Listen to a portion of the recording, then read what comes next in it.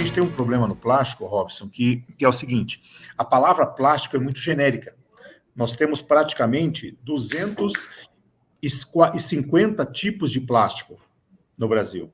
Então, você fala plástico, parece que é a mesma coisa. Não é a mesma coisa. Muitos deles não conversam com o outro.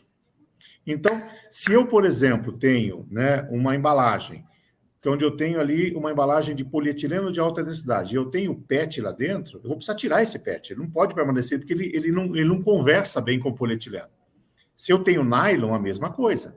Né? O ponto importante, o ponto bom disso, Robson, é o seguinte: a gente tem as classificações, né, dos números para identificar os plásticos que estão dentro daquelas 3 setinhas que indicam que o material serve para identificar o produto. Nós temos o número 1 para PET, número 2 para alta densidade, número 3 para PVC, número 4 para polietileno de baixa densidade, número 5 para polipropileno, número 6 para poliestireno. E nós temos o número 7, que são para os outros.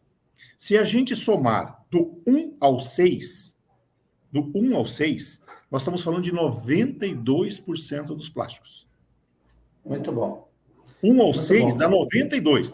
É verdade que tem o 7? É verdade. Ali o 7 tem algumas estruturas, tem misturas de nylon com PE, tem misturas de acrílico, tem às vezes policarbonato, tem uma série de outros materiais. Mas de 1 ao 6 tem 92. Então, assim, já tem muito, né? Tem uma boa massa aí para a gente trabalhar. Essa é uma informação que vale ouro, né? Então, assim, deixa eu só perguntar. Toda embalagem, então, ela deve vir com essa classificação de 1 a 6 ou 7, né? Exatamente, de 1 a 6 ou 7, exatamente. Sabendo que o segredo da triagem é separar bonitinho cada um dentro da sua caixinha. Exatamente, né? isso. E, às vezes, refinar um pouco mais pela cor. Né? Isso. Então, se a gente procura na embalagem lá 1 a 6, a gente já consegue fazer uma triagem 92% ali. com 92%. Esses 8%, eu acredito que seja aquele plástico que, assim, ele pode até ser reciclável, mas ele tem, talvez, um custo muito alto, né?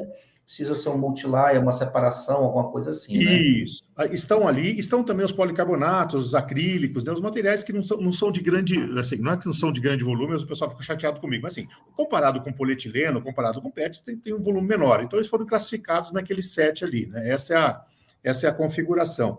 Mas, assim, esse é um dado, né? Por que o plástico traz esse incremento a mais, né? Se a gente falar, por exemplo, de vidro, né? Vidro você vai separar ele por âmbar, por cristal, por verde. Mas tudo é vidro e é muito parecido, né? Quimicamente é muito igual. Se você falar do papelão, a mesma coisa, eles são muito parecidos, né? Você pega o papelão ali, obviamente não pode ter gordura, né? Então ele está sujo ou limpo, mas ele vai ser reciclado. Se você falar da latinha, né? É a mesma coisa, a latinha de alumínio é a mesma coisa, ou seja, alumínio, né? Então você tem alumínio fino, alumínio mais grosso e vai embora. Se você falar da sucata ferrosa, né, a normal, que é a folha de Flandres e tal, também você tem a sua classificação. E quando se fala de plástico, é muito genérico. E por isso que a gente tem os números 1, 2, 3, 4, 5, 6 e outros, né? E 7, que é outros. Por causa exatamente disso, porque não basta você falar plástico, né? Você precisa realmente. Então, a cooperativa associação, ela não separa plástico, ela tem que separar o PET, tem que separar o 2, que é o polietileno de alta densidade, que normalmente 90 e tantos % são os frascos, né, que estão ali. Então, assim, nós vamos fazendo uma boa separação e o produto fica com excelente qualidade com o reciclador. A gente está até prevendo, né? Porque a grande...